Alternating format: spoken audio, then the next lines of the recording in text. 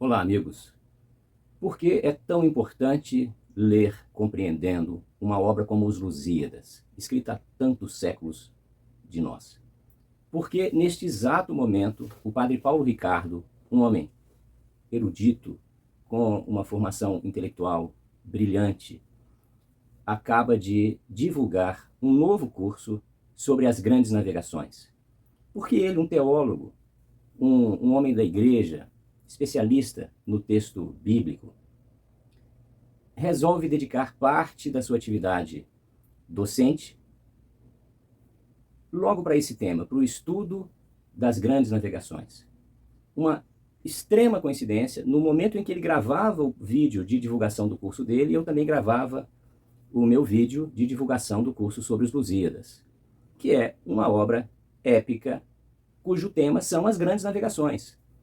Por que Paulo Ricardo escolhe falar dessas questões tão importantes para a história do Ocidente, para a história específica do povo português, mas em geral para todo o Ocidente e também em particular para o Brasil, num momento histórico como o nosso? Porque nós brasileiros conservadores, patriotas, pessoas que se dedicam à proteção da família, da educação dos filhos, da educação clássica dos filhos, precisamos ler essa obra tão importante. Há nela algo de muito especial. Ela tem conteúdo muito especial e tem forma muito especial. Os Lusíadas são, como eu já anunciei aqui, uma obra épica. Conta a história de um povo, conta detalhes a respeito de um grande feito de um povo, dos sucessos de um povo. E esse povo é o povo português, que passava por crise tão parecida com a nossa, mas em condições, de certa forma, piores do que a nossa. Porque aquele Portugal do tempo de Vasco da Gama, de Paulo da Gama, era um Portugal que tinha um índice muito alto de analfabetismo. Não tinha essa estrutura de comunicação que nós temos hoje. Portugal daquele período tinha mais de 98% de pessoas analfabetas. E mesmo assim, orientado, dirigido por varões assinalados, aquele país saiu de uma crise e passou em poucos anos a ser o grande destaque político e econômico do continente no qual se encontra.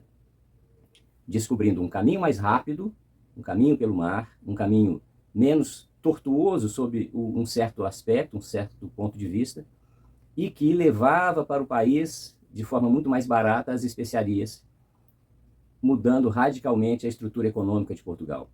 As especiarias, o velho caminho das especiarias da Índia até a Península Ibérica, era um caminho muito perigoso, muito cheio de salteadores e muito cheio de estruturas de pedágio. Como o perigo no transporte das mercadorias era grande, havia cobrança não só de pedágios em determinados trechos, mas também de segurança. Então, a mercadoria chegava quase 80 vezes mais cara em Portugal que o seu preço original na Índia. Portugal consegue esse novo caminho pelo mar, indo por mares nunca antes navegados. Para isso ele precisou de esforços sobre-humanos e precisou de desenvolvimento. O povo português desenvolveu uma técnica de navegação, de construção de mapas náuticos através da navegação de cabotagem. Eles foram pela costa da África, viajando por curtos períodos, e enquanto viajavam, teciam as cartas de navegações e tiveram um pleno domínio daquele espaço de navegação. Construíram aquele mapa de navegação que permitiu depois esse conjunto de descobrimentos.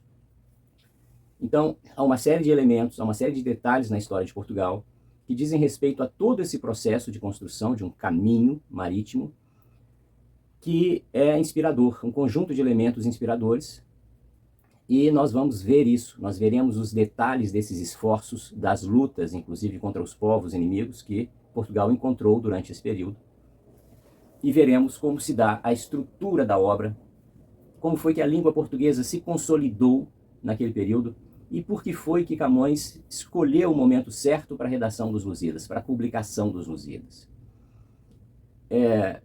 A obra exige um certo esforço de leitura, e esse esforço será minimizado com os comentários que eu farei aqui. Nós passaremos um longo tempo lendo os Lusíadas. A cada dia, 13 estrofes.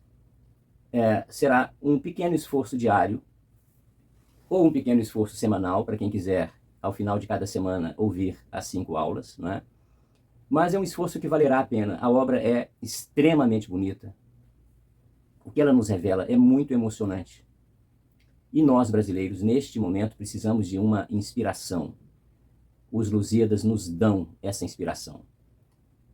Nós estamos diante de um povo que tinha, como qualquer povo, seus anseios de comida, de bem-estar, de moradia, de um mínimo de conforto, mas em um contexto muito diferente do nosso e diante de uma situação de muita precariedade sob certo aspecto. É claro que a gente tem que pensar que toda época tem o seu sentimento de modernidade.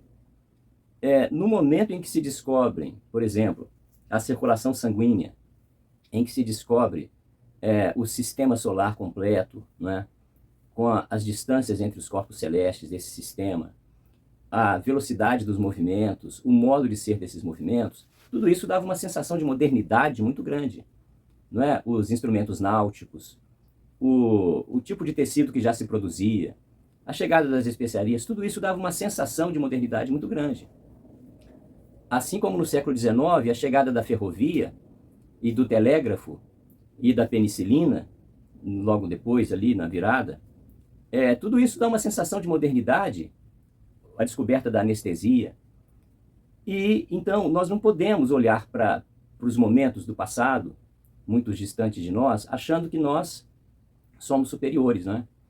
Nós temos o nosso momento, eles tiveram os momentos deles, e aquele era um momento de grande avanço, de grande sensação de modernidade.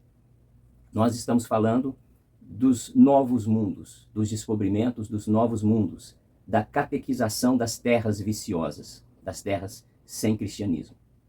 Então, é muito importante que nós saibamos interpretar essa obra e saibamos lê-la. Para ler os Lusíadas, nós temos que entender qual é a estrutura linguística desse grande poema, qual é o tipo de vocabulário utilizado, e aí uma categoria muito requerida é a mitologia. Nós precisamos, portanto, ter uma série de conhecimentos vocabulares anteriores à leitura, ou a paciência de, durante a leitura, pesquisar aquilo. Ok? Eu trarei isso para vocês todos os dias, de manhã às 7 da manhã. No dia de amanhã, terça-feira, começaremos, de fato, a leitura do poema.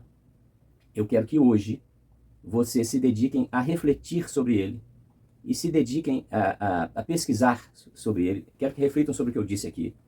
E quero que pesquisem algo sobre Camões, um pouco de biografia. Quem foi Camões? O que é que se sabe desse homem, desse gênio, que nessa obra consolida toda a estrutura da língua que nós usamos hoje.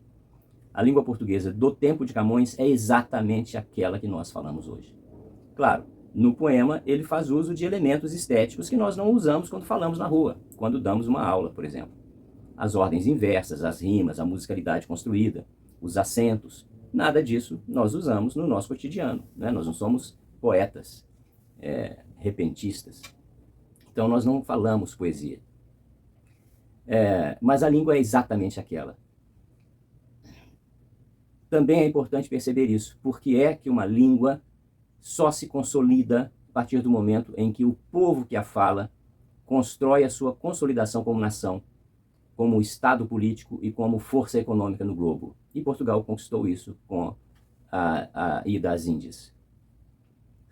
Bem, amanhã começamos a leitura desse espetacular poema épico.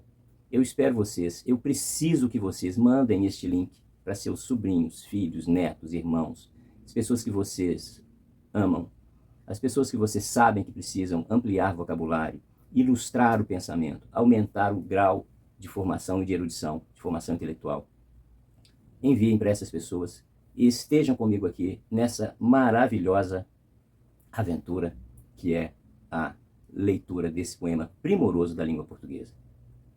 Um grande abraço, espero todos vocês amanhã com o maior carinho do mundo. Que Deus abençoe vocês.